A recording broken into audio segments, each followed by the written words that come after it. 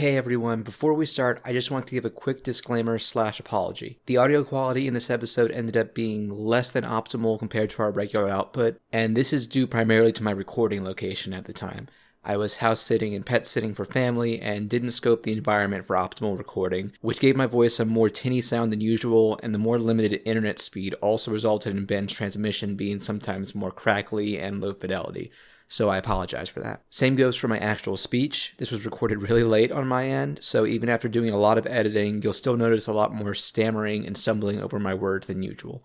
Despite all that, I think we have some really great thoughts and viewpoints on both the movie and TV show we discussed in this episode. So with that all said, thanks for tuning in and enjoy.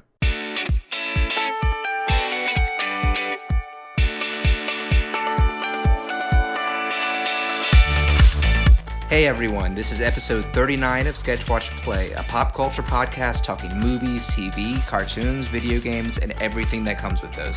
You can find us on iTunes, Google Podcasts, YouTube, Spotify, and most third-party podcast apps and directories. If you want to send us feedback or topic suggestions, you can email us at sketchwatchplay@gmail.com.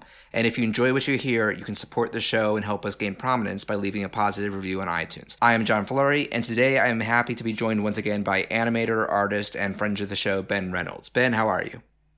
I'm pretty good. How are you doing?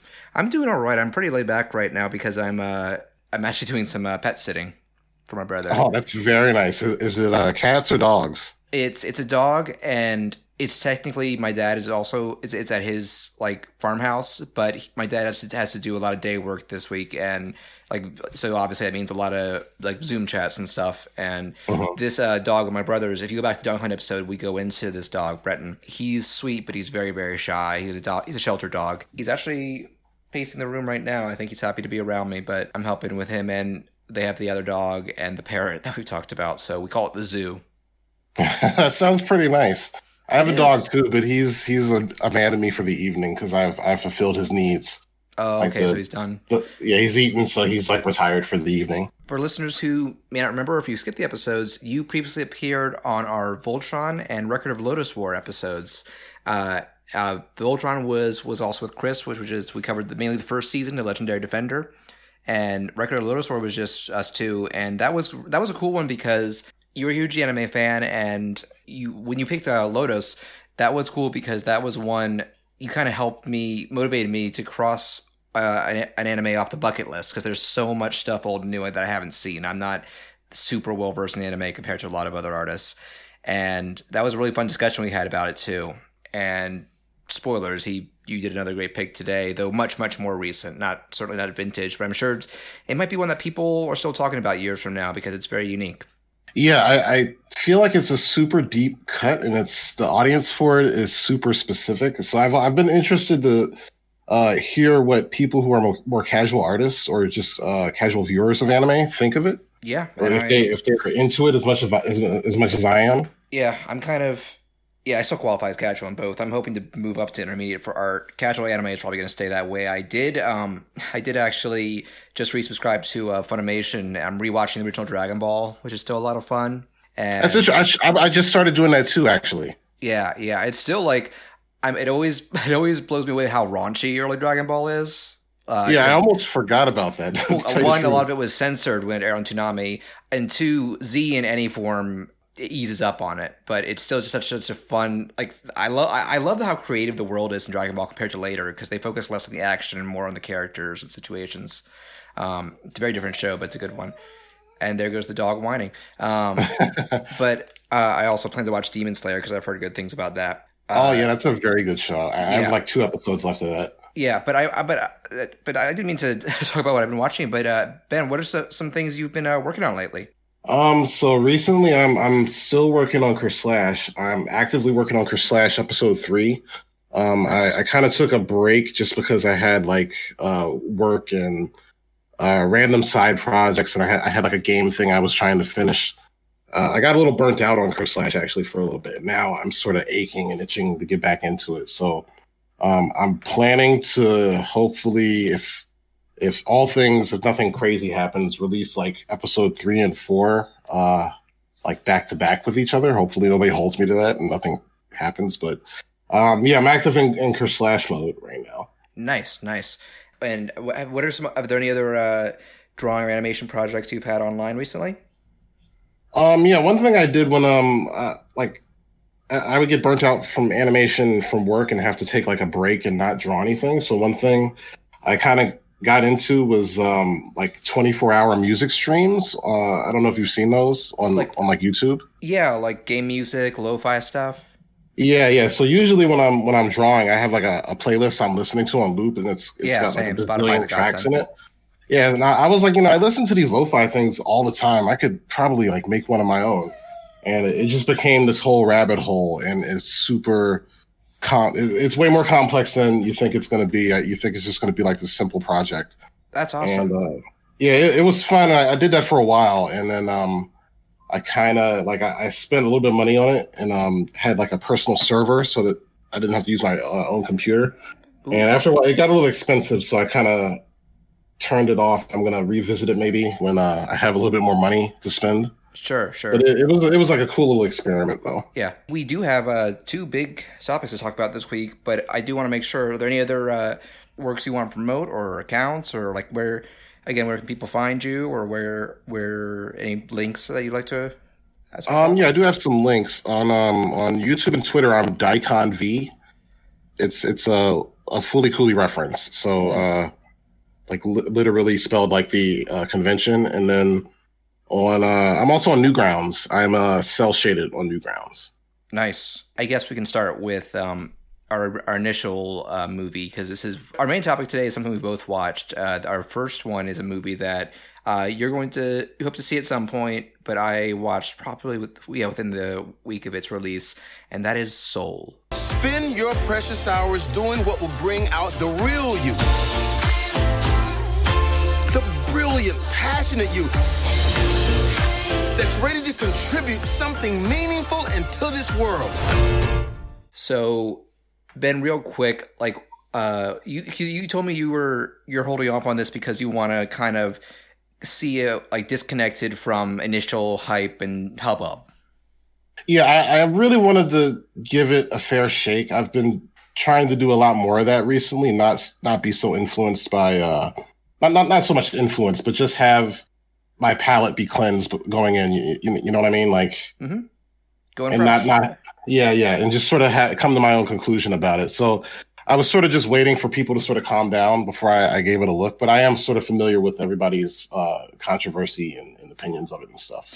Yeah, this is one that the critical reception to this is some of Pixar's best in a while. It's nothing's 100% universal, but it's definitely like one of their what you kind of expect from one of their like top tier films in terms of critics or pursuing. But whereas the public reception to this movie feels kind of all over the place, I still would say it's leaning towards various levels of positive, but it's not the same amount of home run as something like Coco. Yeah, that's what I was wondering. Like, where does this fit outside of everything? Like, where does this fit in like the lexicon of Pixar movies? Is this like a Toy Story, or is this like, is it like on the scale of Toy Story to Cars? It is certainly not a Cars. And I feel like very few people, even people who are like, this movie's not for me, are going to compare it to Cars.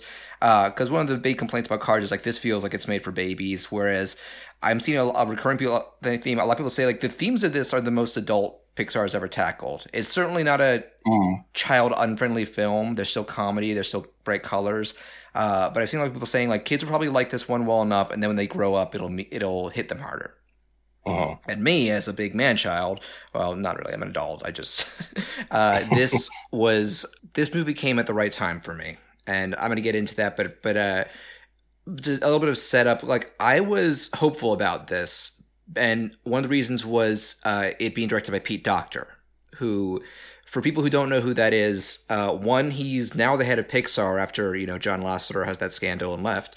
Right. But the other big thing is he has directed several movies for them, and for me and I think most people and critics, they've all been various degrees of great. He started with Monsters Inc., which I think is a wonderful little buddy comedy. Then he did Up, which is technically my least favorite of his, just because I feel like it's actually the same thing I'm seeing people say about this, where you kind of have a different movie in the middle, but it also has one of the most iconic and heart-tugging opening scenes of all time, and it's just a really solid adventure film.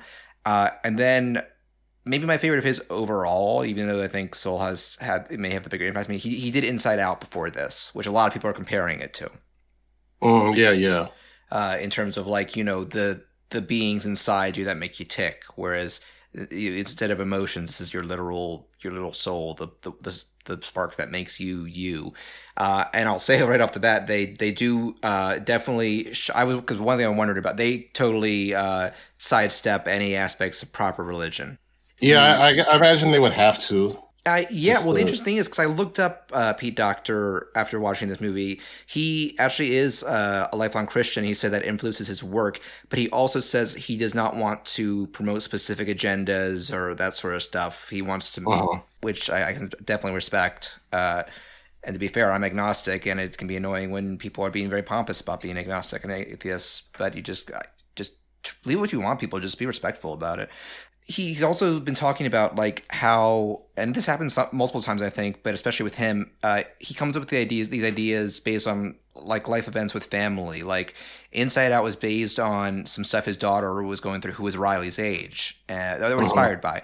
And this was inspired by watching another of his, like his son, like gradually grow up, like just thinking about, this living thing growing and learning and observing. And I will say, like, straight up, this is in my 3 favorite Pixar movies of the last decade, which are obviously Soul, Inside Out, and the biggest one, Coco.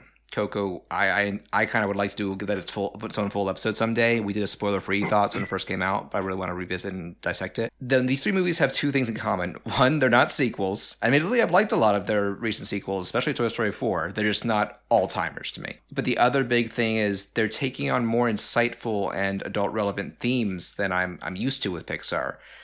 Inside Out deals with life changes, depression, and both the purpose but inevitability of sadness and experiencing negative emotions, which you don't expect something for kids to really embrace. Coco deals with stuff like the inevitability of loss and that sort of sadness and separation, but the importance of memory and treasuring what you do have in your family while you have it. And Soul goes all the way into the ideas of purpose and the concept of destiny and meaning and purpose in life, and trying to find your sense of place within your interests, your family, and your work. Because this is something Joe, our main guy, the Jamie Foxx character, goes through.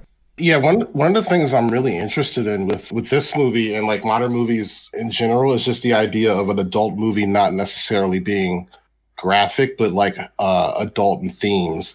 And I'm really excited to sort of see a more mainstream studio like Pixar sort of dig deeper into stuff like that, where it's a more grounded sort of emotional story and less of a bombastic visual thing.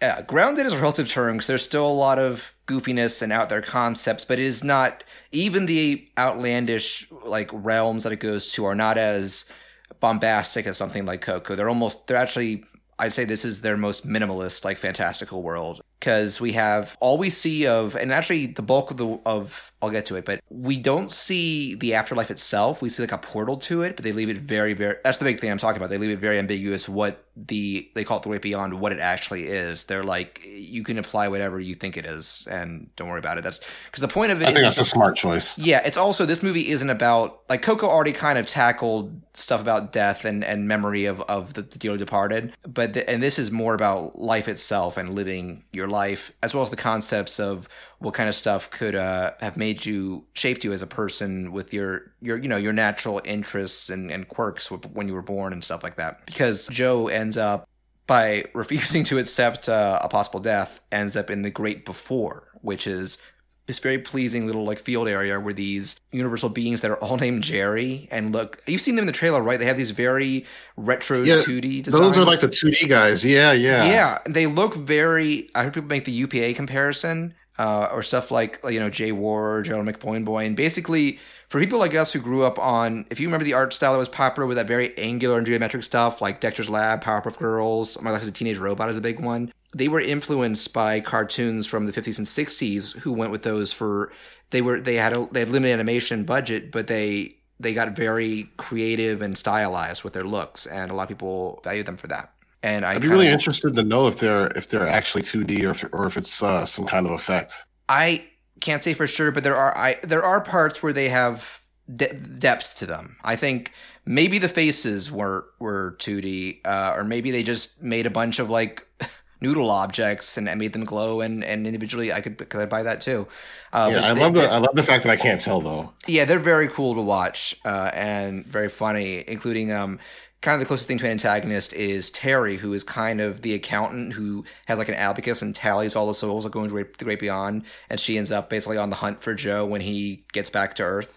But she's not some evil, dastardly person. She's kind of just doing her job and is kind of a little self-centered about it. It actually is kind of refreshing, because it's like, if you're comparing it like Coco, I'm not going to spoil it. It had a clear villain by the end. Inside Out had no villain, which I remember a lot of people praising it for. And this kind of goes in between. There's technically one, but they're not really devious. But so I was also want to say, like, this movie, one of the things that had me was, did you watch the trailers? Yeah, I've seen the trailers. The initial teaser legit made me tear up, where it's just like this montage of people in New York, and it's Joe talking about like living life to the fullest, being like the brilliant, passionate you, like making the most of it. And it was just, this was kind of what got me. I was already interested because of Pete Docter, the cast is stellar, and any Pixar movie I'm going to be interested in some degree. But I was like, this is speaking to me, because I'm really, the past year and a half, I've been getting back more into being passionate about my art, studying it, improving it, doing stuff with it. And granted, this one's theme is Joe is a jazz pianist, and he goes into like how he was first. And actually, they do a flashback, and yeah, when he was like a preteen, his dad took him to a jazz bar, and he was blown away by it. So he had the moment that I had with Iron Giant. Like, he saw something that made him go, oh. Actually, did you have a moment like that? Was there ever a particular... I actually did. I was... Like, I made a note to bring it up when we started talking about Eizouken. But it was Thundercats for me. When I realized that that it was like a job that people did. Like you sort of already knew that it was drawing somehow, but then there's this moment where you put two and two together and you realize that there's a human being that draws this as a job, and that was like it. And sure. I probably was like 6 or 7 years old when that happened. Yeah. I think it helps with Thundercats. That has one of the most like beautifully animated intros of all time. Like that's that intro is like ingrained in my DNA. Yeah, and I'll speak to previous guests. I know that Colin Bird, we haven't had it on in a while, but go back to our Sonic and Ghost in the Shell episodes. His was the intro to Sonic CD. Oh yeah. Which is stellar. And I totally that's the thing. I've watched like so many parts of that frame by frame. Yeah, that's a beautiful thing to witness. New Sonic cartoon coming to Netflix at some point. And also go back to our Simpsons episode for talking with Alan Denton, who was one of the writers for it. For Sonic Boom, nice. I'm sorry. He actually did say, Netflix, are you hiring? So, but we'll see what happens. My point is, even though he's a musician and he's talking about notes and the rhythm and the doing the keys and he's putting these little flourishes, like that's something this is something you and I can, and many others, have some sort of equivalent to. Like we have drawing, my mom has gardening, like my brother has acting. We can all relate to some level on that. And like Coco touched on this with did you see Coco? Yeah, I've seen Coco. Okay, with really Miguel's, Miguel had the same thing going on with music, so definitely some overlap there. But that wasn't so much the solo focus as much as he just wanted to be. His struggle was it was his family allowing it. That's what kind of gets him in that whole kerfuffle. This is kind of flip flops that, where there is a subplot of Joe's mother wanting him to settle down, and it's because he's doing he's a band teacher he's a band class teacher at a high school or middle school. And with like a bunch of students who just don't give a crap about it. They're falling asleep. They're looking at their phones. There is one I think trombone player who's like legit talented and comes up a little bit. But you can tell like his heart's not really in it the same way. But at the same time, the movie starts with them offering him full time. They're like, you get health, pension, health insurance, that sort of stuff. And that's why his mom is pushing him. So it's in some ways, it's relatable. Like, do you want to take that compromise? Because he gets the opportunity to do a gig with like one of the biggest quartets, and that would solidify him in his career. And that's when he dies, basically. So that's why he's so eager to get back. And you get it. Like, even knowing from the trailers that he was going to fall down that manhole, it was like, oh man. Maybe, just maybe he's found a way out. But there's also a lot of funny stuff from that opening 10-minute prologue they're not showing you, because it is a funny movie. maybe not as laugh out loud as frequently as Inside Out, but this is also like most of this compared to Inside Out is spent in the real world. Because let's get to what I think is being the most divisive section of this movie. And since you said you've already been spoiled, so he meets 22, and who is Tina Fey in this. There's some great jokes with her because she's been around for a long time and has just tormented people who want to mentor her and get her to be a born soul, but she's not interested in her. Through a series of events, they both end up kind of gaming the system and getting back on Earth, except 22 ends up in Joe's body and Joe ends up in a therapy cat. And this is something that you'll notice they hid from the promos. It's kind of Brave all over again. Right. And that's sort of understandable why people were upset about that, because it's like you don't want to thing. Yeah, it's almost disingenuous. Yeah, I wonder if they thought I don't know sometimes it's like I don't think it's the same, but I know that if you go back to our Avengers Endgame episode, that advertising campaign we talked about was very deliberately vague compared to other Marvel movies about like what was going to happen in this movie, because the directors requested that, like, we want people to be surprised like you used to in like pre-internet movies. And this, I wonder if it's also like them wanting to try and push that, if we just show like, oh, it's because this is the big controversy that was before the movie was even out, which is, like this unfortunate trend of you have a black animated character and you turn them into a creature. Princess and the Frog, Spies in Disguise, now this. Yeah. Which totally understandable, because you want it's especially with this is Pixar's first black lead and primarily black cast, I'd say, if you're talking like the human world. And I'm going to say this, it's still not as, could have been if they had found a way for like Joe to be a human for the whole movie or something like that.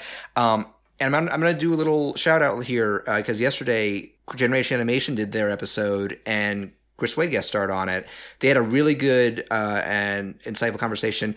And he said the big thing for him was that with 22 in Joe's body and it's Tina Fey doing the voice, they do the thing where they show other people hear him as hear her as Jamie Foxx, and they just hear a cat instead of Jamie Foxx. Right. Which really makes sense. And they hear each other because they got that connection, I guess. But he pointed out, I guess the thing that makes it a little awkward is that you've got a white woman possessing a black man's body in a post-Get Out world. Huh. And he said maybe... That's an interesting point. Yeah, which I think is totally valid. And he brings up a good workaround would have been to cast someone of color as 22, because they go into there's actually a really funny part where 22, because she's unborn, he even straight up asks, why do you sound like a middle-aged white woman? And she says, because this is what I'm talking about when it gets trippy. They touch on that the land of I'm forgetting it, but the land of unborn souls, the right before, is kind of a hypothetical representation that the universe and the Jerrys created that human minds can comprehend, and that so it can look or sound like anything. So she immediately puts on an old man voice, a little kid voice, and Joe's voice to be like, and then goes with, I just went with this voice because it irritates people. So they play it as a joke. The thing is, while we're in this middle section, the silver lining is it is still very focused on this black cast and culture surrounding them. Have you heard people praise the barbershop scene? Oh, I've definitely heard praise for it. And that's sort of why I wanted to form my own opinion, because I've heard from both sides where people who just didn't like it or people who praised it. I think both of those are valid. So I just wanted to. That's really why I just haven't had a chance to sit down. And, this is a movie where I'm not going to blow off any view, positive or negative, because I think how people guts reactions to how they decide to format it, you can't help that. And if you're uncomfortable with it, that's valid. I will say that from the sounds of it, the Pixar did not half-ass their representation in terms of behind the scenes, even though they didn't set out with it when they started concept wise with this movie, this is going to be our big black feature. It was the idea was Joe was going to be a scientist, but they said the everyman couldn't relate to that as much. They changed musician for creativity. They eventually settled on jazz, and that they were it would feel wrong if he was white, because jazz is a primarily African-American field in the States. And once that happened, they totally started bringing on more consultants. And I'm bringing up the big one right now is a guy named Kemp Powers. Are you familiar with him? I do not know who that is. He's pretty new. He directed a couple episodes of Star Trek Discovery. He had a movie that came out also in 2020. It's an indie movie, but it's gotten rave reviews, called One Night in Miami. It's Regina King's first directorial movie. He wrote the screenplay. Oh, wow. Yeah, I'll check it out at some point. I think it's on Amazon. And he was originally brought on as a co-screenwriter, and he offered so much additional input and insight that they promoted him to co-direct alongside Doctor. So he's Pixar's first African American co-director as well. Oh, nice. Yeah, which, it'd be nice if it becomes more frequent in the future and more people of color. I know that, actually, I guess it is going to happen now, because do you remember the short they did, Bao, about the dumpling baby? Yes. That Asian director is going to do a feature movie. Yeah, that'll be amazing. Yeah, we saw that in the theater. It preluded something. Yeah. That's what it was. Great short. The thing is, I think that when I first watched the movie, even knowing, because I love this movie so much, I've watched it like 4 times now. I did it 3 times on my own, and then I showed it to my parents. They really enjoyed it. The middle, even though I knew it was coming, it took me a little while to get used to. Especially because this was something I didn't have. I knew it was coming because I wasn't full on spoiled, but I was reading reviews, and one of them did just straight up go, "Oh yeah, he's a cat for like 60% of the movie," and I'm like, "Okay, I keep that in mind." Watching it the second time was a much more enjoyable experience because they're still definitely getting the themes across. Like, so much of what is touched on in that movie, it does one of the things that I love, where they do something to bring it full circle. Like, these little moments that Joe and 22 are having with each other and individually, there's genuine purpose to them. So bravo for that. I was going to say the thing about this, and this being one of my 3 favorite Pixar movies of the past decade, I was saying earlier, they have 2 things in common. I didn't get to the first, or to the second, because I said they're not sequels, and all 3 made me cry. Which obviously, I think it's common knowledge by now that Pixar has a tendency to do that with a lot of their best movies. It's a given. Yeah. I think the one exception, like the one that's my absolute favorite, there's just The Incredibles. Like, that's not there's nothing that like goes to the heartstrings. There's dark moments, there's emotional moments, but there's no, this is where people tear up because it's primarily an action movie. But Toy Story started doing that more and more. Up is infamous for that. WALL-E, I think, has a very powerful ending, and like Coco destroyed me. Like, I still remember how much. Yeah, that final scene. I think everybody it's who the final saw 2 scenes. Like, I'm not gonna say anything, but it's that one-on-one emotion, like very intimate scene, and then that ending montage of the last song is also just holy shit. Yeah, that is a film right there. It is a powerful movie. I didn't bring up, because we haven't recorded since October, but I had a nice Christmas. I was able to spend it with family who also have quarantine. They got me the Coco art book. Oh man! And I'm like super into art books now, like tangible media. I'm getting more into them because I've gotten that. I've gotten the Spider-Verse art book. I got the Mario Odyssey art book, the Tell Hydro Historia, the Ratchet and Clank art book, one of my favorite game series. It's cited for Rift Apart. Anyway, both I definitely recommend, because we talked about Spider-Verse here as well. If you love the visual style of both those movies, check them out because they go in depth. Yeah, definitely. And let me just actually, before I move on to the tearjerker, and touch you on this graphically. I'm sure you noticed, because I didn't see as many people saying this, the character aesthetic for this is a bit different from usual Pixar, like the humans. Yeah, I noticed that too, and I was wondering if that was like a specific artist, because I know, like, sometimes they'll just have one character designer who kind of translates. Yeah. No, I was wondering that too. I haven't researched it, but it is a universal thing where, like, you expect people to look like they do in something like Ratatouille or maybe The Incredibles. The Incredibles is more caricatured than most. Like, you look how broad Mr. Incredible is and how slender like some of the women get and stuff like that. But I think like Ratatouille is a good go-to for the general Pixar look, or Coco as well when there aren't skeletons.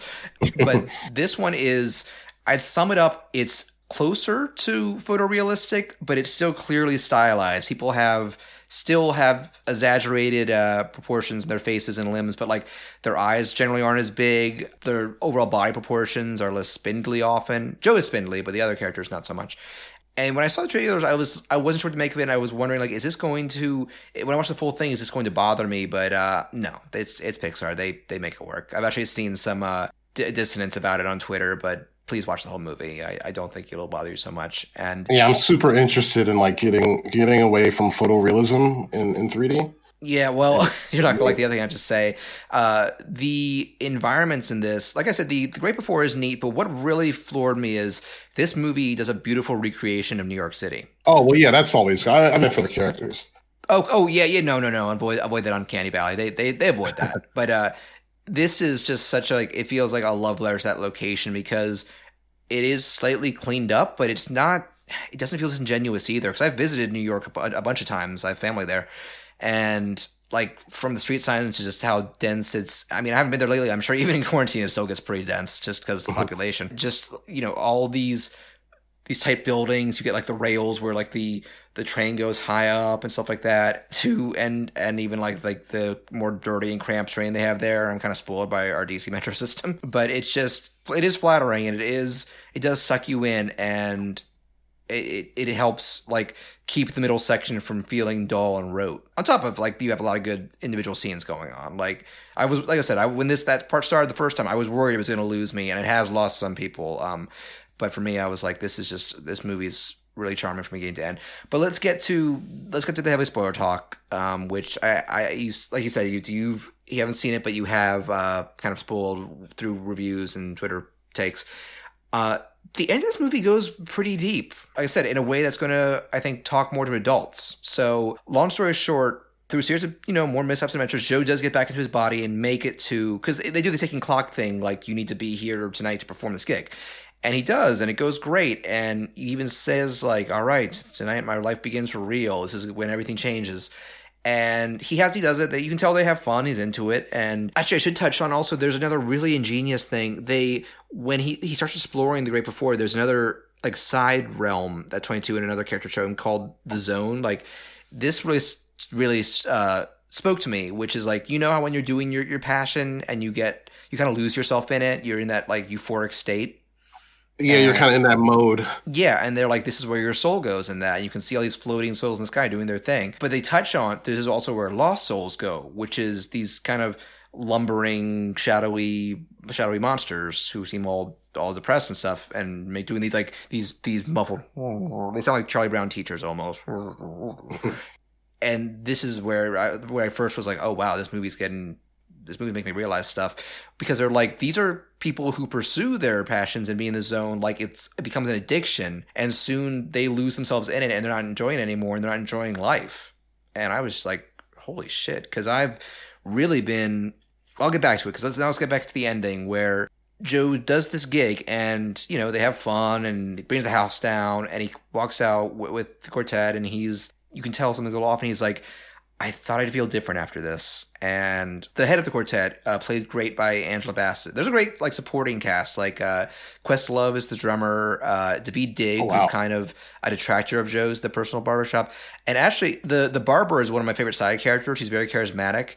He, I forget his name, but he was on Chappelle's show, and he also has one line Spider-Man 2 that became a meme. He stole that guy's pizza! He stole that guy's pizza! That guy. Oh, that guy. Yeah, if Patrick, if you're listening to this, because I know Spider-Man 2 is one of your favorite movies, it's that guy. And also related to Patrick, Joe's mother is played by Felicia Rashad, who's been having kind of a renaissance in movies, like with the Creed and stuff. And she was one of his college teachers, because she worked at his New York University. So small world.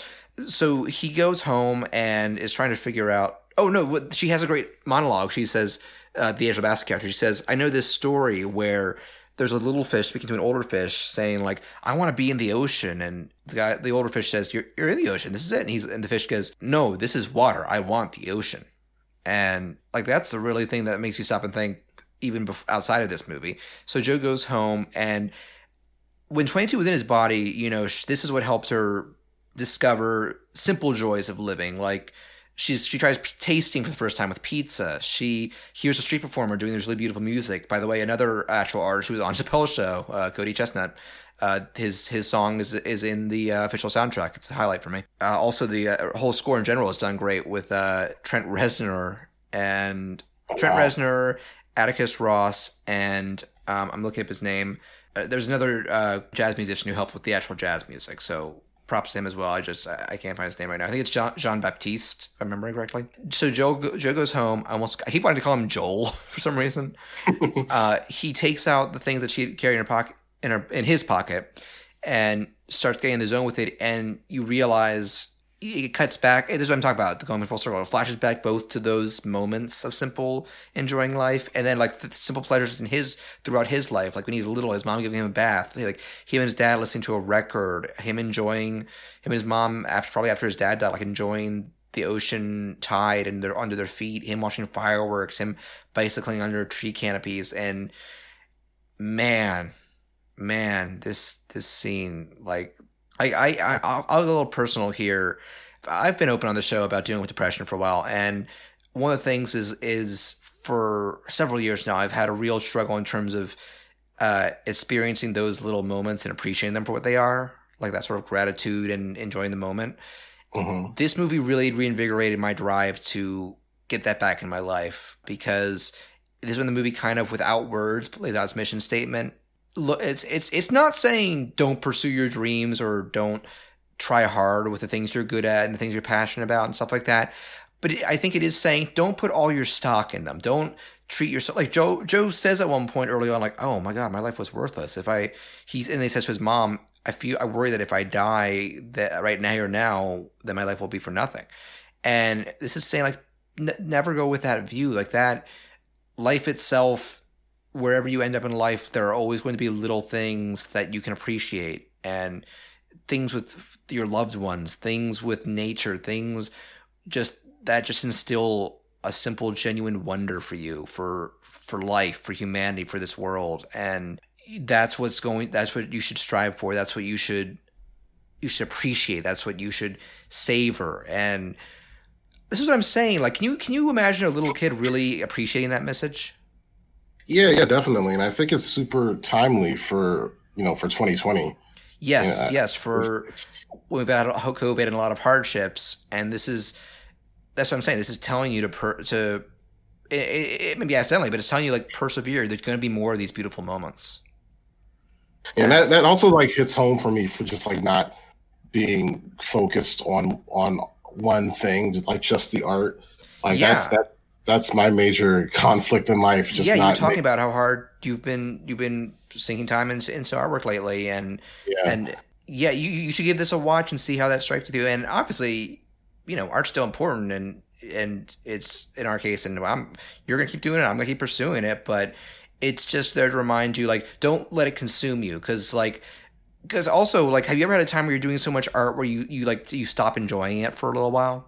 Oh yeah, definitely. That's what the Lost Soul thing is about, and it's just such a beautiful, smart representation of that. That's something that I hadn't given enough thought to before watching this movie. So like, this movie is having an effect on my mindset in a constructive way, and that's crazy. I didn't expect that.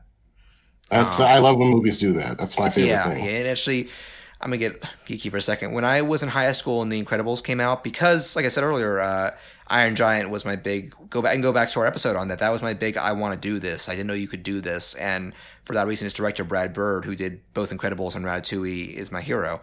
And I wrote to him after The Incredibles came out to kind of thank him, and he wrote back saying, "Oh wow, appreciate it, keep working at it." And because I told him about how this is even before I was doing movie reviews, like analyzing movies, like what works, what doesn't. He's like, yeah, definitely keep doing that. And maybe I should write to Pete Docter and just say like, hey, like many, I've been going through a rough time, and I've been overly consumed with trying to do this artwork, and I'm certainly not giving up, but your movie taught me to try and practice appreciating the little things in life again. And yeah, again, it's very timely, it's very inspirational, and if you've been in a funk, whether due to world events, due to quarantine, or due to some sort of burnout with anything you've been, that means something to you, I think this is a very meaningful movie to watch for multiple reasons right now, and I have a deep respect for it because of that. Even if I'm saying, like, I think Coco is my favorite Pixar movie of the past 10 years as a whole. Like, its message about music and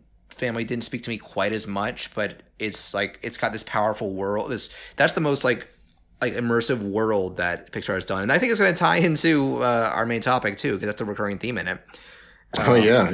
But it also just like, I feel like it's probably structured the best. Like, it doesn't have a jarring middle act. I'm talking about with like where a character becomes a cat and stuff like that. It transitions to the world of the living, to the land of the dead very, very seamlessly, and vice versa. And like I said, has such a like. I'm not going to go into spoilers, but like the character of Hector, like I felt so much for this guy. And when you stop and really, really think about what he went through, it is heartbreaking. Yeah. And it makes the ending that much more impactful. Like it's a multi-layered thing. Like, you know, even taking like the song, you know, the trademark song and making it such a gut punch. But that's for another day. Like Soul, like as a whole, like it doesn't have the same impact. But when it hits in its opening and closing, these concepts and these morals, I'm like, this is really affecting me in a meaningful and positive way. And for that, I've been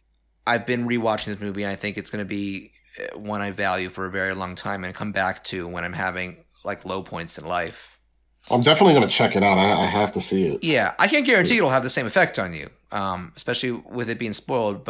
And also, like I said, everybody has had different takes on this movie, and I think the vast majority of what I've seen of them, good and bad, are totally valid. Like there are things about representation that they could have done and taken a different approach to, but there are also things about it representation-wise that really feel like, damn, this, and that I'm seeing, like Chris was saying, like he has their side character in this who reminds him of actual relatives.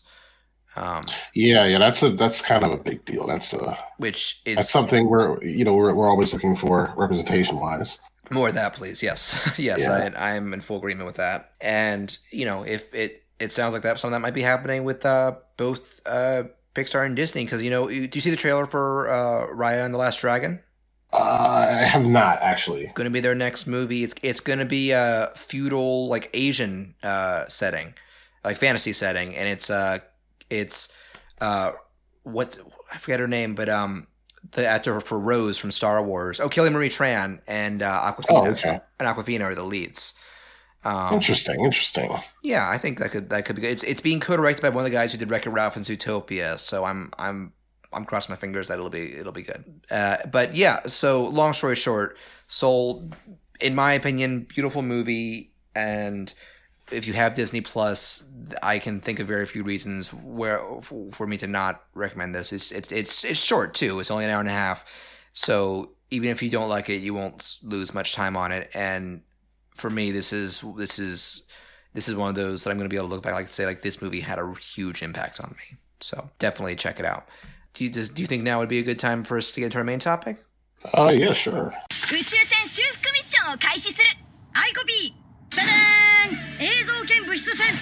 So Ben, last time you were on, most of the time I let guests pick the main topic, and last time you picked Record of Lodoss War, which is one I'd been curious about for a long time and ended up enjoying. So that was awesome. And this was one where I had dipped my toes in it, but had kind of gotten distracted by other stuff, and so this was a great excuse to really dive head first full on into it, and that is Keep Your Hands Off Eizouken, the very recent 2020 anime from what is the studio called? It's Masaki. The director is Masaki Yuasa. I think it's Science Saru. It's his studio. That's it. Yeah. It is based on a manga by Sumito Owara. Single season for now. And I'm really glad you picked this, because this is one that I feel has gotten a lot of hype, but I feel like it is a unique beast of a show, and we're going to get into why. But starting off, like, how did this catch your eye? What was like your initial experience with it?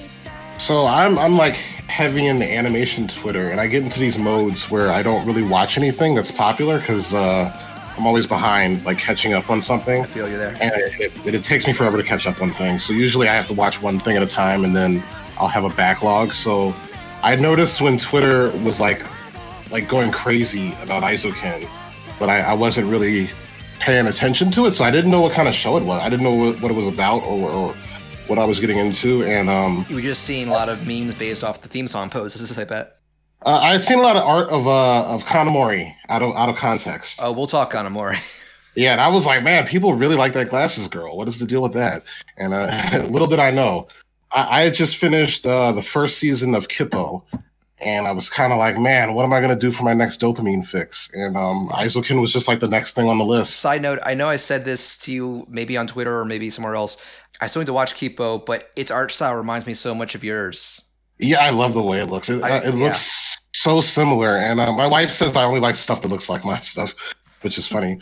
So yeah, I guess it's on brand for me definitely with like the Sure. angular chins and stuff. But yeah, so you started watching Eizouken. yeah, and I had no idea what it was about, and I kind of just wanted like a nice, calm after work slice of life thing, and I thought that's what it was going to be like. I thought it was going to be like Girls in School, Mm-hmm. and Slice of life. I was so shocked when there's a scene where they exchange sketchbooks and they're like, I want to be an animator and I want to be an animator. And I just was like, wait a minute, is this show about them being animators? Yep. Is that what this show is about? And it blew my mind. Like, I think my head exploded. I couldn't believe it. Yes, it's not the very first to ever tackle stuff like this. I know stuff like Animation Runner Kuromi exists. There's certainly individual episodes of shows that did it. Have you ever seen Golden Boy? Oh, yeah, definitely. Great. I'm not normally into like horny comedy anime, but that one's legit really funny. Yeah. And the last episode of that is totally about like all the strife that goes with the anime production, especially when you have like professional deadlines and such. And even the Kirby anime, that's the episode that got the reanimated treatment where King Dedede makes the whole town make an anime. Right. And I know that even Western ones have done it too. I know Wander Over Yonder has that viral, who has the patience to do all this? So once you realized what the show was, I'm guessing you were hooked? Yeah, and it took me a while to sort of make sense of what I was watching, because it fluctuates between being like a slice of life show and then also a fantasy. This like fantasy, but also this love letter to animation, but also a tutorial kind of series. Like there's a couple scenes that I like totally learned some stuff and used it at work. Yeah, this tackles so many facets of anime in particular, but I think there's a lot you can still apply to animation in general. It makes me excited for like a 10-year-old that's going to discover this show and like because as a kid, just growing up, like information about animation was so scarce. Yeah, I had to rely on books mostly. Yeah, books and like behind the scenes DVDs and stuff like that. And I wish I could find it. I don't remember the name. Because I grew up smack dab in the middle of the Disney Renaissance, so obviously that was very influential on me. And right. There was a book that came out around the time of like Beauty and the Beast or Aladdin that it ended with a section that was like behind the scenes on it, but it also was a general retrospective on the studio as a whole. And I remember it being surprisingly honest about some stuff, like in terms of like behind the scenes strife or apathy during like the downer years. Like one that I remember struck with me is you've seen The Rescuers, right? The original? Yeah. So that came out, kind of during what's considered the first dark period, like that post-Walt, pre-Little Mermaid day.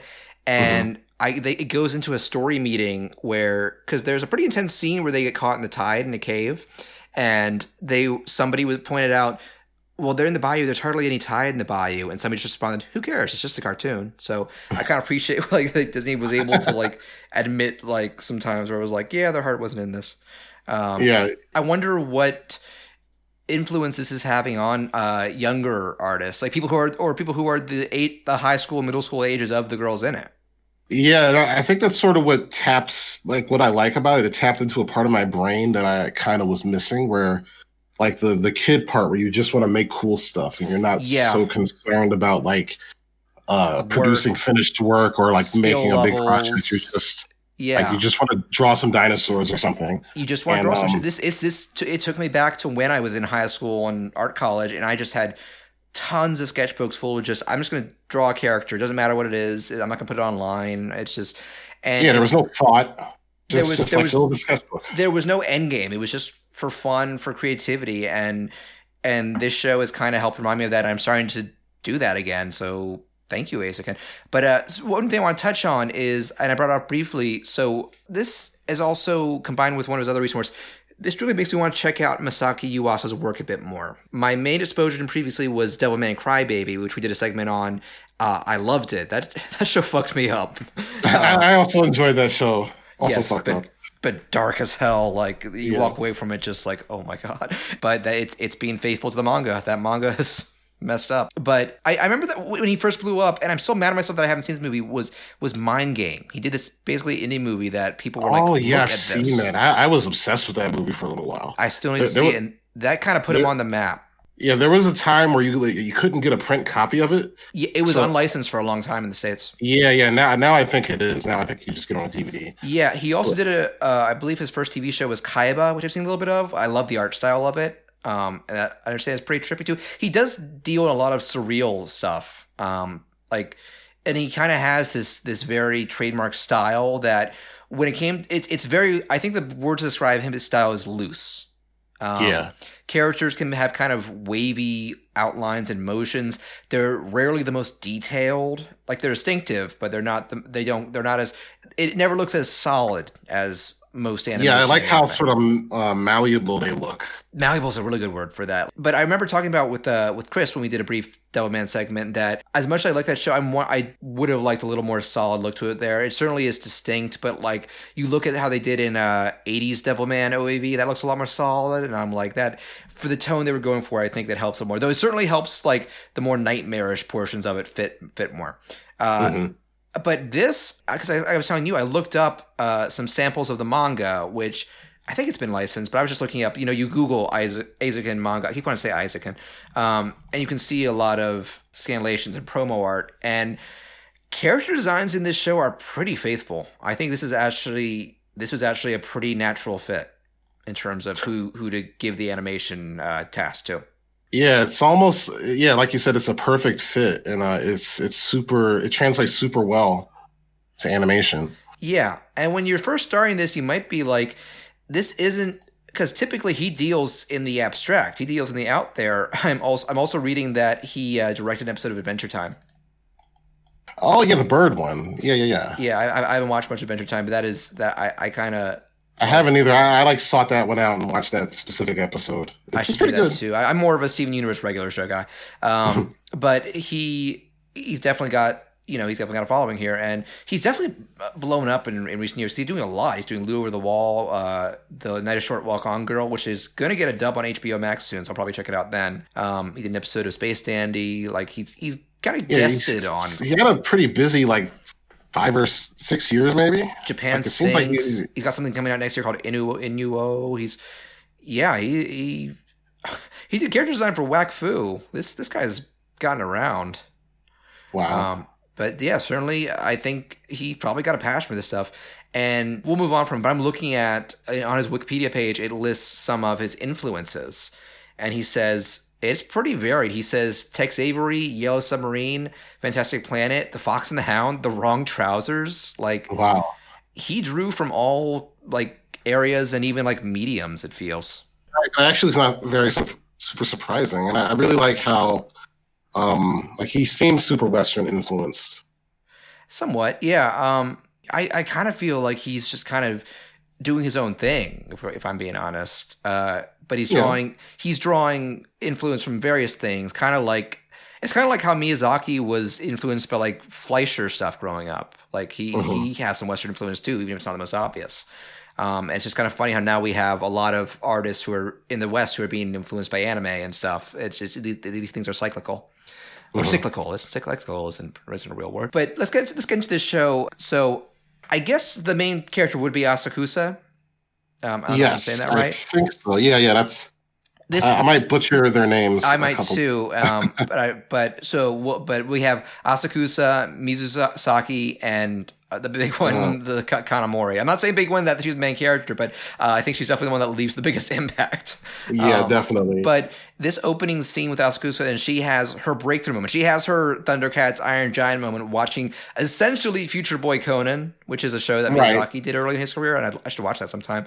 And she says it. She says, this is when it struck me. There are people making this. There are people taking into account all these different things and working these different departments and working together to make this beautiful whole. And from then on, she's obsessed with it. And she's a quirky person herself. Especially when you get more in the show, you realize she is very. When you get her backstory with Kanamori when they're at the con, she's a super introvert, and she's okay with that. It's not like she's feeling super lonely. She doesn't handle crowds well, and she's really happy in her own world, in her own imagination. And I think it's also a neat contrast where, if we're speaking on a technical level, when Asakusa and Mizusaki start meeting, the interesting thing is Asakusa is conceptual. She does background work, concept art, like technological ideas and occasional characters. And Mizusaki is more on character design and movement. When we get her flashback episode, she's always been obsessed with the movement and the flow of things, like body acting and angles, and like she talks about like the timing conversation. So it kind of makes sense that these two can collaborate because they both have different strengths and focuses. Yeah, and the conversations they have are so specific to somebody who's obsessed with animation. Yes. Like it's super authentic. Yes, and this is what we're talking about. Like, well, I'll save it for the end, but like this show is. I think the show is great, and I obviously you do as well. But it's not one that can be as easily recommended as a lot of anime, and we'll get more into that. And so we've talked. I think also the thing that it's really cool how like each of these three girls brings different dynamic to the trio. Because like I said, Asakusa is the most reclusive, and really gets herself immersed in these ideas. Like that, there's that recurring phrase she has, like the most perfect world, the most beautiful world, something like that. Mm-hmm. That's part of that really spoke to me, because I'm sure we all have some things, some pieces of media, even like really obscure ones, that really felt you immersed in like a made up world in ways you can't put into words, but it was so wonderful to experience. Definitely. And just there's something about her energy that I really relate to. Yeah. Like I feel like her running around with that hat is what I do. And that backpack. In the time when we used to go to offices. That's what I used to do in the office. Sure. It's definitely like a relatable kind of like energy. Yeah. And so we have her like doing that. We have Mizusaki, which I feel like it's kind of funny. I feel like the middle portion of the show kind of gives her a little arc and makes her the focus. And then Asakusa gets the very beginning and then the last couple episodes, and Kanamori gets kind of sprinkled in. She doesn't really have an arc as much as the others, and there's a reason for that we'll get to. And Mizusaki, I like the fact that the big difference with her, she's a legit celebrity. Yeah, that's super interesting that like she's kind of an actor already, and she wants to be an animator. She's a model, and her parents are famous actors. That's what it is. Yeah, they want her to be an actor. Yes, and she's already a teen model. I love the part where they get on a subway, and I think you even realize before they do, like almost all the ads on the train have her. Like right. She is. Or anytime they go somewhere and there's like a crowd. Yeah, every time she's somewhere, there she is, and she'll shake hands and stuff like that. But she's not like bitter about that. She just doesn't want her whole life and career. Her real passion lies in this art. But they realize if we want to, because a lot of the major conflict comes from once they establish their club, is trying to make sure they can both do their productions on time and deal with outside interference from because you got the chaotic politics of school clubs and representatives. That was was that the school disciplinary committee? I think something like that, like the student council. The two that stuck out to me were that girl with pigtails and shark teeth. Yeah. But I think the main one is the dark skinned girl. Even though by the end she isn't as malicious as she makes her out to be, but she wants to make sure she wants to make sure everything's done by the book. Also, side note, they are adapting this into a live-action show and movie, and they straight up cast a black actress for that character. Oh, yeah. I didn't know how I felt about the idea of... It seemed almost blasphemous to make this live-action, considering like the sketchbook scenes, but I guess that's okay. That's just what Japan does. I feel like they gotta get the drama market. Yeah, strike while the iron's hot. Also, I certainly hope they do another season. They certainly leave it like they could do more if they wanted, but we'll see. But okay, do we want to talk about Kanamori? Yeah, Kanamori. Every episode, she has like a quote that you could just print and put in a frame and hang it over your drawing table. I wrote one down. I'll settle the issue with money or violence. My favorite is there's no such thing as a door that doesn't open as she proceeds to kick the door. Oh, I got another one that I really relate to. There is nothing fun about social media. Like I have never quite seen a character like Kanamori. I haven't either. Not to this degree. Like she is vicious. I don't know how she is so no nonsense. She is so, I want to say scheming, but it's not quite evil scheming, but it is like sometimes it can be like ethics be damned. Like she always has that phone camera and she will blackmail people if she catches them doing shady shit. Well, she is about getting the job done. And that's the best way to sum it up. She's like, I'm not going to sugarcoat things for you. I'm going to do what I have to do to make this happen.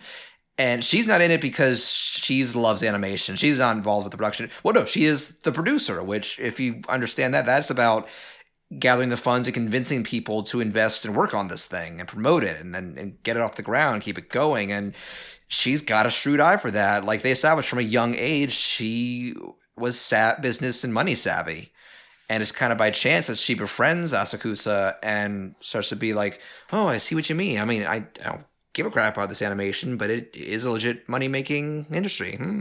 We all need a Kanamori to tell us to make money. Yeah, as unpleasant as she can be at points, she's not wrong.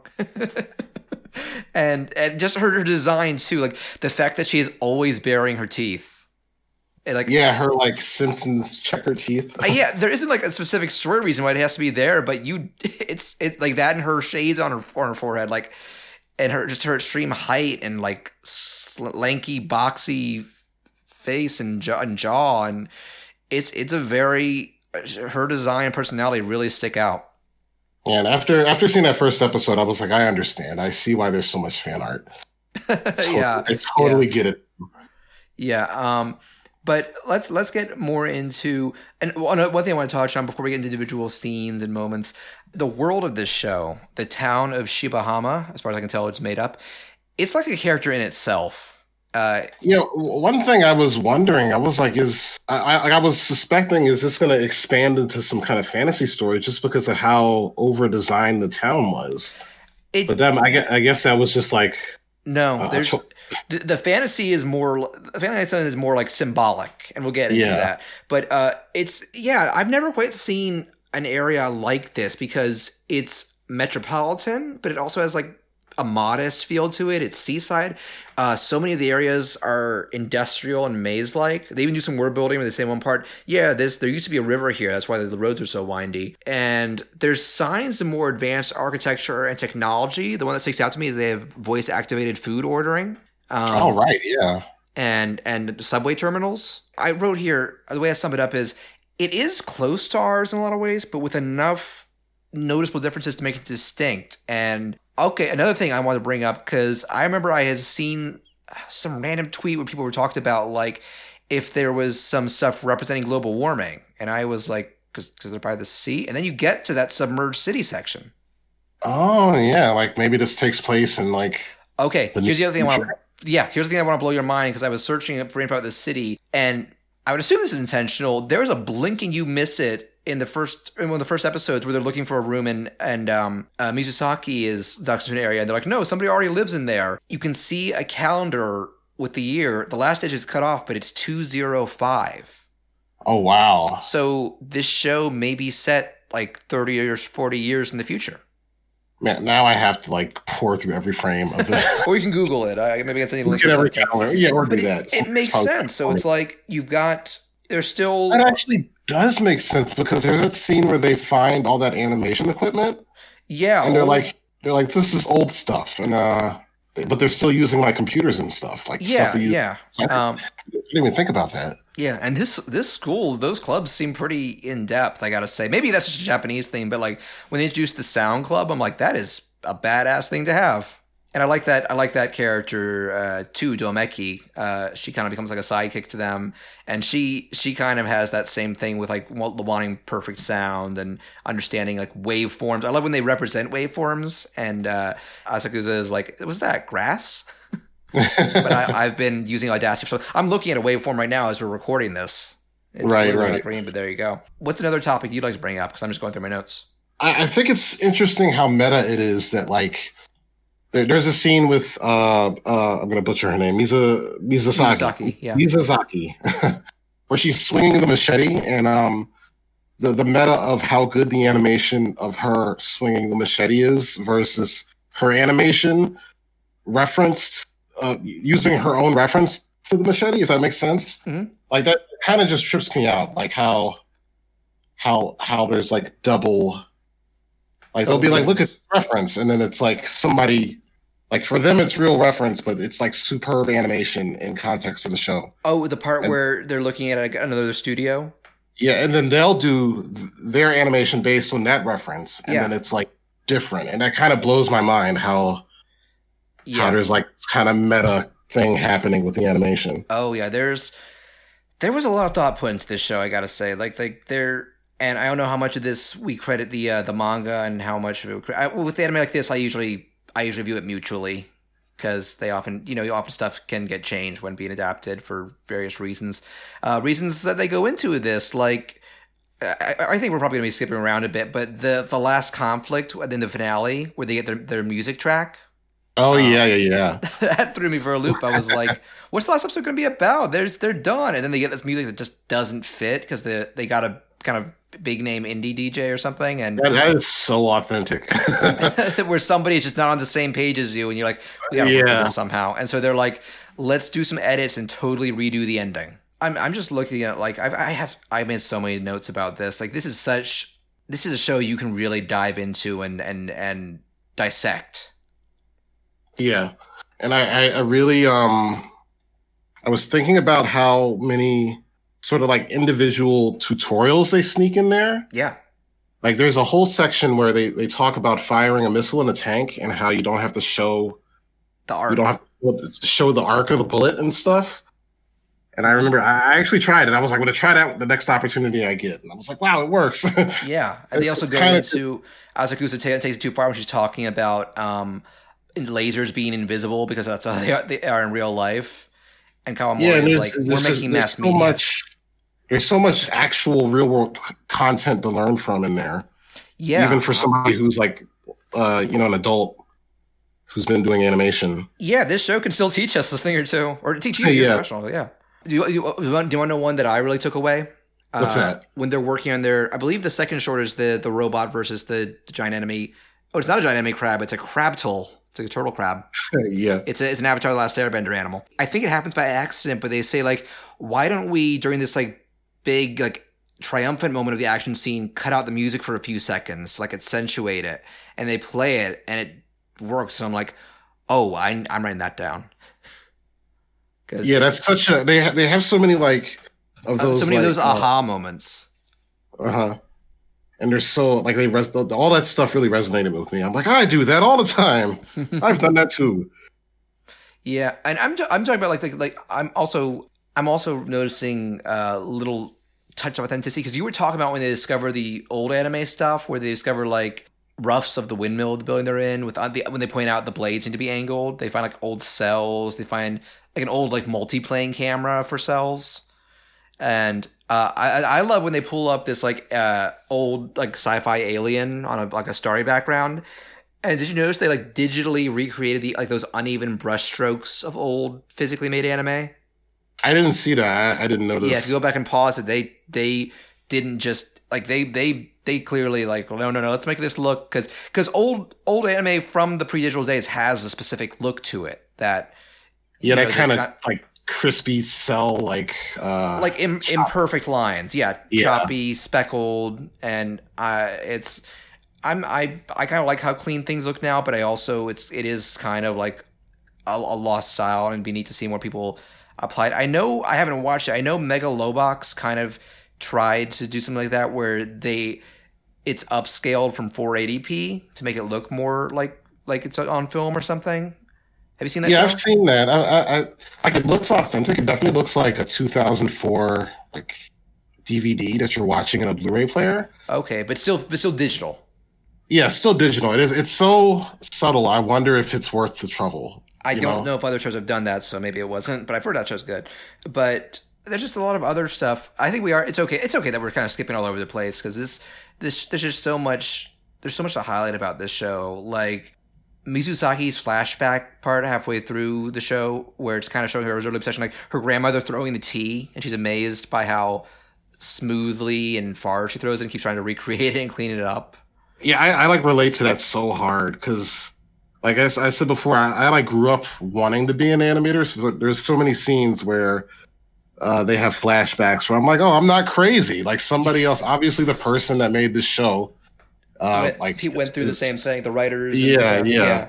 My big one was because I think I've realized I'm more into. I think like I still am working on animation, but I think my inner strengths lie in character design and writing. But one of the things they said, like late in the show, where they imagine like. I think we should talk about the fantasies, but I'll just say real quick. They imagine like cranes becoming like quadrupeds, like construction cranes, and like fighting a tower and stuff like that. And they say like, yeah, I used to pass these things on the road and imagine that all the time. And that maybe not specifically cranes, but yeah, when I was little, we would drive by objects or structures, and I would imagine them as creatures or moving. And I'm like, holy shit, this I'm connecting with this. Yeah. Or just like how much of your like imagination was involved with your art. Yeah, that imagination is like such a key part of all sorts of animation, and that's why another thing I wrote down here, like Asuka has this revelation late in the show that she kind of realizes like her work is a performance. Like, I'm not just I'm a performer. And yeah, I think kind of her thing was that she had been over animating the whole show. Yeah. And I think her arc is sort of like realizing not to be so focused on the animation and more so the performance. Sure. And I was like, I learned that lesson too just now. Yeah, that's kind of what Mizusaki is focused on, is the performance. Yeah. But I that's something that I've been told often, and I do take it to heart. Like, animation is a form of acting on its own. It's a melding of work by, depending on the project, like always an animator, but you can have a designer, you can have voice actors, sound Foley artists, and musicians. Like, it's something can be done by one person. Like we you have Chris Slash, I'm working on Spacious, but it's like just the fact that it's this beautiful, it makes this beautiful whole. And yeah, it really is like this collaboration that like comes together, and kind of you don't really get a big sense of what it is until you sit there and look at it. Like, I'm pretty sure there's a scene like where they all I think they look at the machete girl. Yes. But yeah, it really is like a soup being made by multiple chefs. Yeah, I think they say something like that. Yeah. Yeah, there's a lot of very like Japanese like euphemisms and stuff like that, but I think that's the charm of this show. I'm kind of curious how if it ever got dubbed, I feel like they'd have to do some rewrites, and I feel like it might lose something for. Yeah, I'd be interested to see how they pull that off. I feel like it might lose something too. I normally am pro dub because it's not like the old days where you would get a lot of bad ones. Now, like it's the same as animation. You've got a lot of this like latest generation of anime voice actors who've grown up on this field and understand it. And in my old age, I prefer to dub nowadays anyway. Oh yeah, go back to our Lotus episode. Yeah, I think I said that then. Yeah, yeah. I flip flop between the dub and sub, and that's what it was doing. Anyway, we're not here to talk about Lotus, but let's talk about these fantasy scenes, because this was something that took me by surprise when you get to the end of the first episode, because typically every episode has like the characters are acting out their scenes and they basically imagine themselves in it, and the background and object design around them changes. This more sketchy watercolor thing to emphasize this is their creativity, this is their world they're making. It's really cool. It's really interesting, and I love how like when they're making the helicopter thing, they're wearing like the construction stuff. Yes, they're often accessorized for it. As they're like adding stuff, and they're like, let's put a wing here. Yeah, and it's super fun because that does what it feels like that. My favorite little touch is, did you notice how many of the sound effects in it are man-made? Like they're using their mouths. Yeah, they're like ka-chung, and I think my favorite is a blade or something, and it's Asuka's going it's charming. Yeah. And it like makes me want to buy a sketchbook. I'm like, man, I haven't had a sketchbook in a long time. Oh, I have a bunch of sketchbooks. I actually have one I do for just casual sketching and one for anatomy. Shout out to Soul. There's a part where he's trying to teach 22. Because the idea is the unborn souls need to find their spark, like something that motivates them to be living. Because you go to the hall of everything, but you can try out like every craft and hobby and profession. and there's a quick shot of her trying to paint, and she just, it's the most relatable as an artist, as a someone who draws the line. She's very matter of factly goes, hands are hard.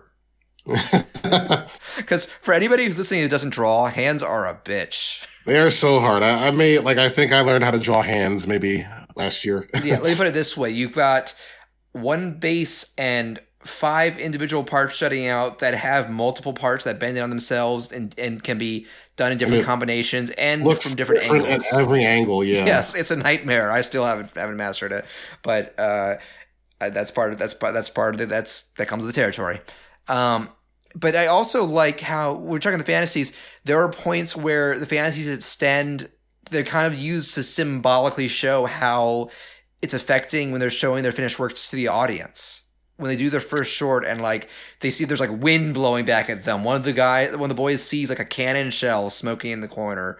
You hear them saying like, "Did they do 4D? Did they like what did they do here? They did some neat stuff." I really love that part. That's like one of my favorite scenes. Like when the shell pops out, because I feel like that's what it's like when you're especially when you're in something and you're showing like a room of people, like and they're into it and they feel it. It definitely feels like that. Yes, I think there's a point I feel like drives the point home where you see this one boy, he looks off to his side and sees can't show. Cut back to him and he goes like, huh, and rubs his eyes.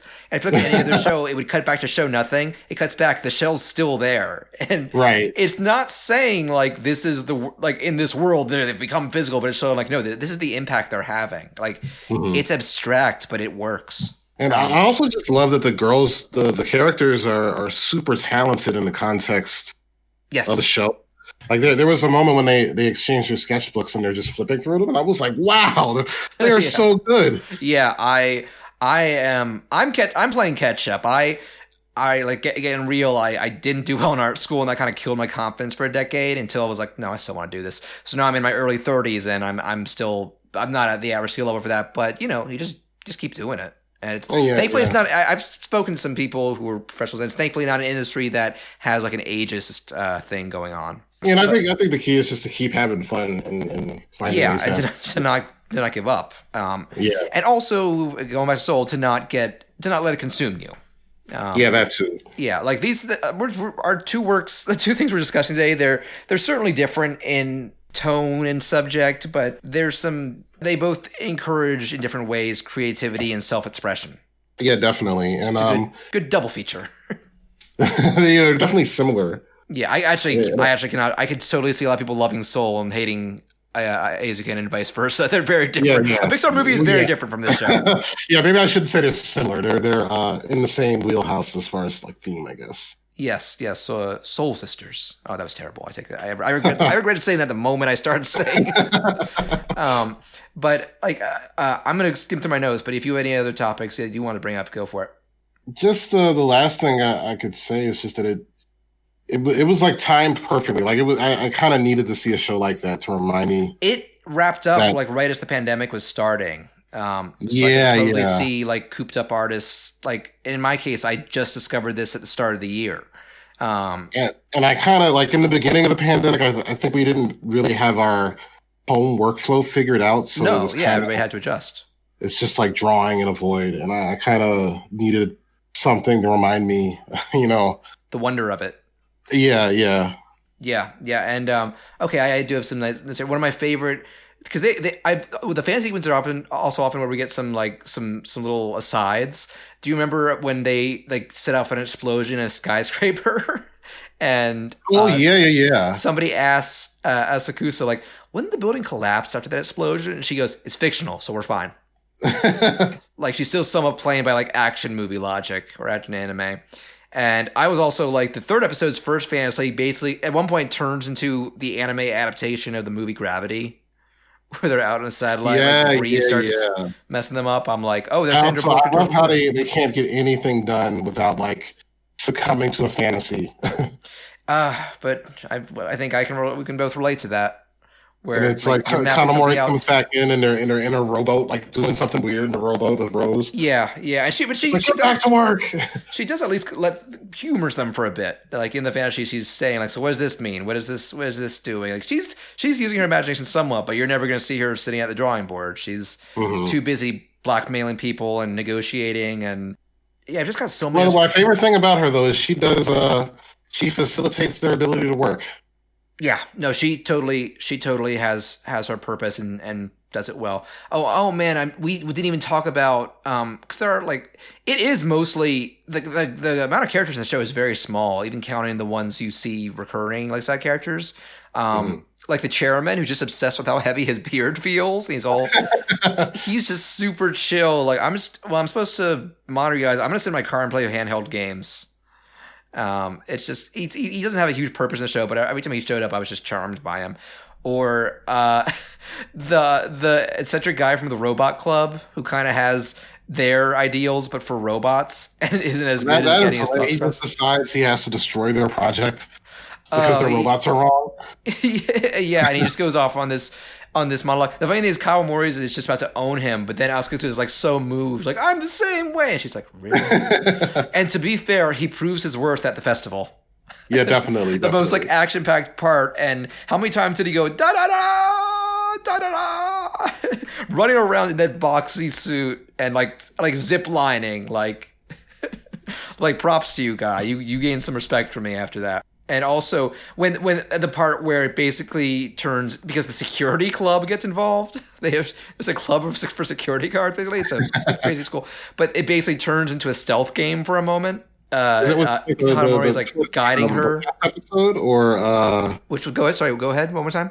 Was that like towards the final episode, or was that the one where they first met, where they were like running and being chased? Oh no, towards the end of the film fest, the student festival, where she's in the robot suit and like Kanamori is telling her over the radio, like, all right, hug the wall and pause. Now go down this hallway. Oh, that's right. That's right. Yeah. She's totally like solid snaking, Assassin Creeding, Splinter Celling, but she has an Otakon on the other line. So I guess Kanamori is the polar opposite of something like that. And it also is really cool when we the show pauses and we get to see their finished shorts, because that's when it's just like some major like Sakuga basically like. Yeah, that's such a payoff to like see. Yeah. They don't tease you about it. You get to see the whole thing, and they are. Really, I think one thing that's interesting is it really feels like it's them that did it, and yes, not like we've seen each step. Yeah, it's not like here's the part where here's the shiny animation done by the studio that they did. It really feels like they did it with their own hand. Yeah, it feels authentic. Like, and I wrote a note here about I think I like the final short is like, if I'm being honest, I still think initially the music doesn't fit because you got these big action set pieces and it's very morose and mellow. But when they get to this like very, very downer and thought-provoking ending, then you're like, I get it. You made it work. Right. I also cannot unsee how they kind of have, because they go have these armies of humans and kappas. Go back to our Ninja Turtles episode for a brief discussion of kappas. But all I could see was Morty. Yeah. They look like an anime version of Morty, which is funny because there's been an official Rick and Morty anime short. I think it's called like Genocide or something. I haven't watched it, but like, you know, it all connects. But that whole thing where she's like down to the wire trying to figure out the story is also very authentic. Yes. Oh, she gets writer's block. And yeah. They do so much, and she has to keep going like I'll figure it out. Yeah, you'll get it in there. And I think that's when Kanamori is at her most pissed. Like she's just so, she already has so little patience, and then she's just like, no, you don't get it. Without this, the short doesn't work. Why you can't just keep saying you got to sit down and do this. Even though they're like one of my favorite, like when they do I think they call it like sound scouting or something like that. When they're going out to when they go out in the field and like do Foley work with like the bells and the like the clock tower, and that finally gives her some inspiration. It is just funny. I think I've had some times where like real life events like that shape ideas. I just can't think of any right now, but maybe once I start doing more Spacious, Spacious is one that I think is more directly influenced by specific animation and vibes that I get from things I like.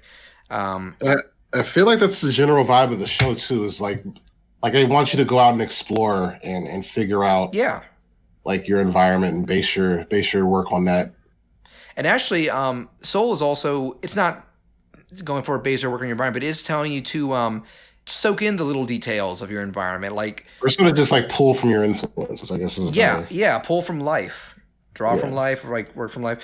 And obviously, you know, it's that style stuff is compromised right now with the pandemic, but it's not all gone. I'm at my parents' farmhouse right now, and I'm just going down this like dirt trail with these wide open skies and fields, and it's pretty quiet, and I'm just able to soak in some atmosphere there and have some peace of mind, and it's really cool. And I also would recommend doing some meditation if you're stuck at home. I've been building a little Spotify playlist for meditative music, and it really does the trick.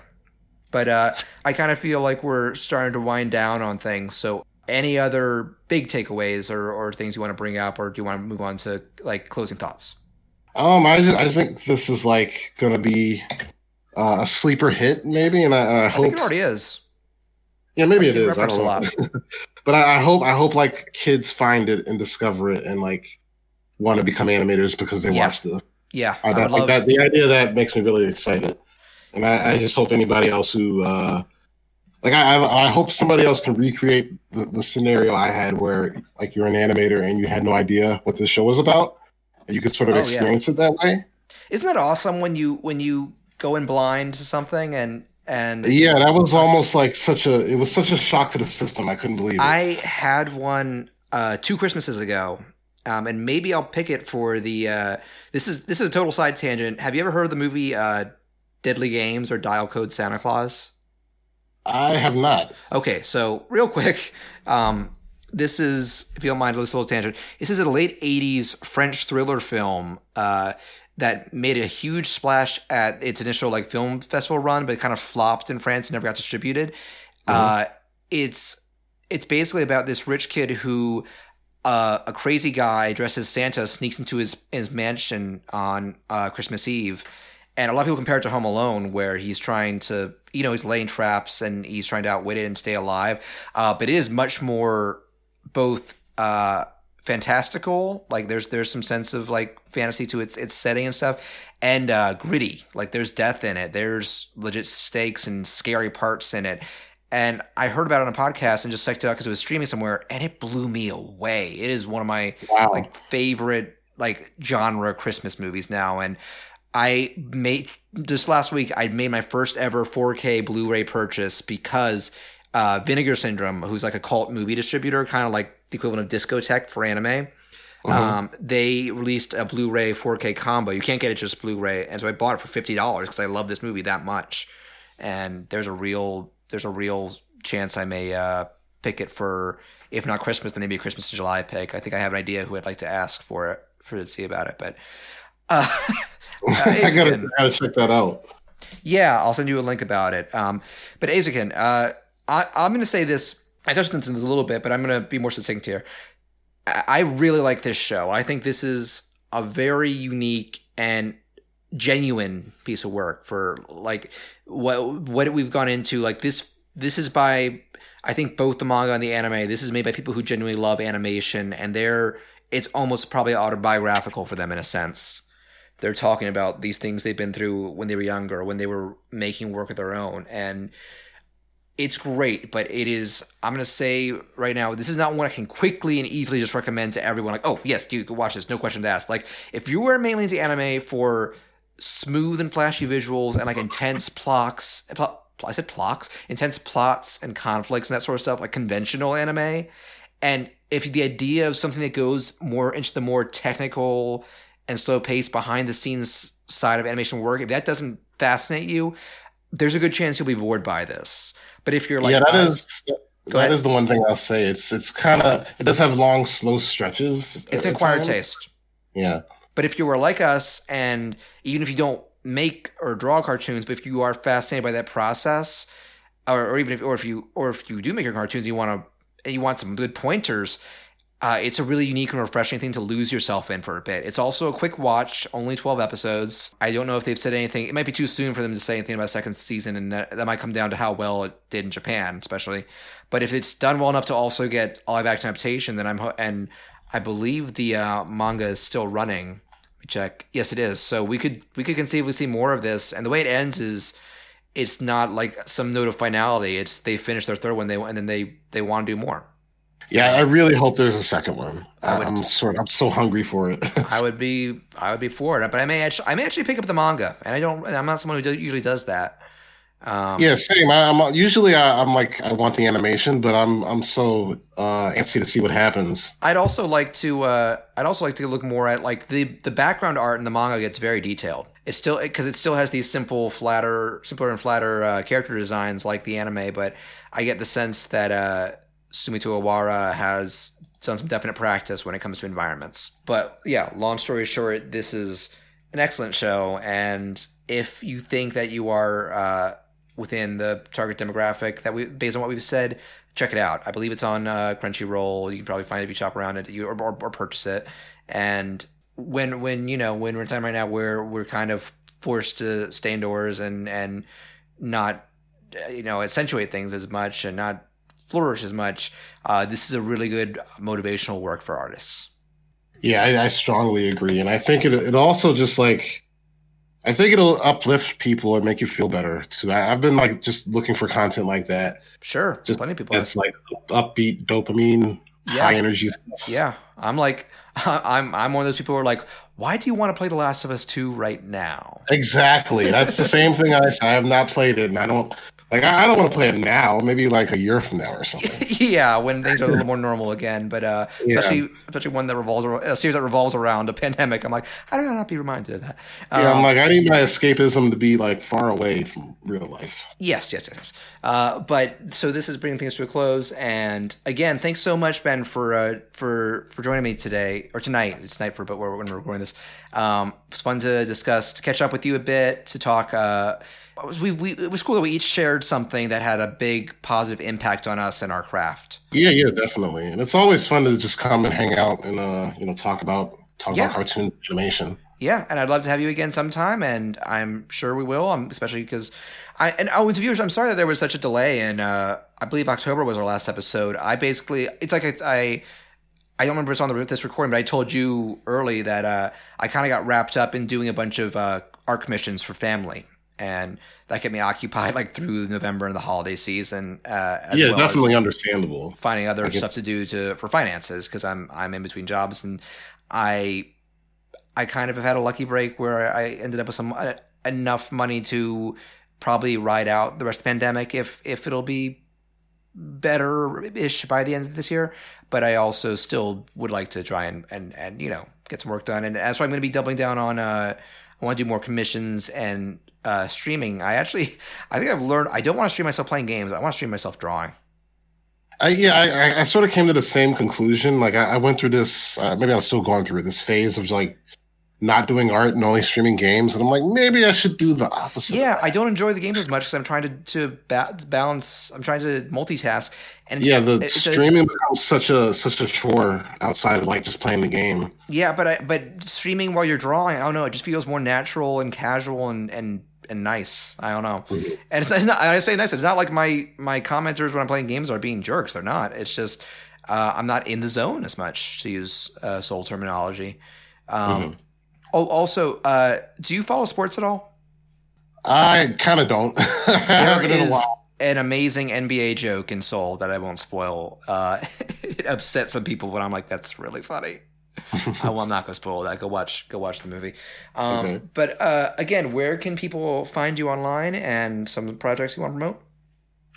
So I am on YouTube, youtube.com/DaikonV. Can you spell that? I'm on.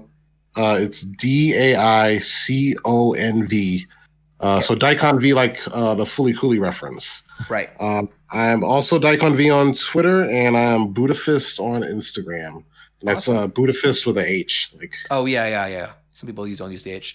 Myself, I am at Behan Art, BEHONART on Twitter, Tumblr, and Instagram.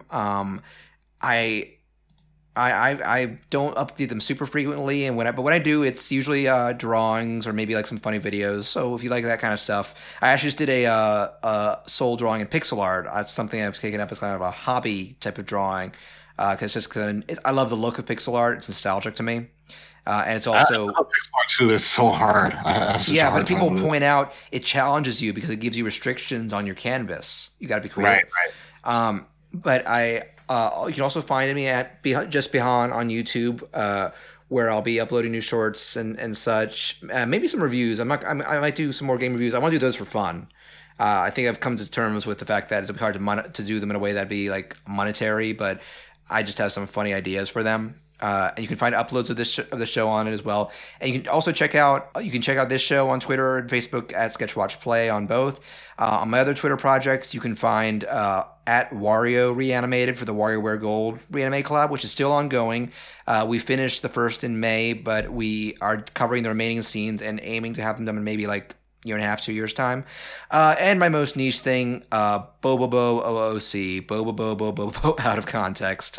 It's an acquired taste, even compared to like the Eizouken, but one of my favorite crazy shows, and it's perfectly made for the out of context clip posts. But again, I want to thank you, Ben, for coming on and setting aside some time on your busy evenings to talk. And yeah, thanks for having me.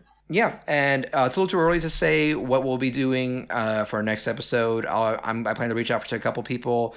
I definitely want to try. I used to say like try and make it monthly, and I still want to aim for that. But don't be surprised if sometimes there are 2 or 3 month gaps.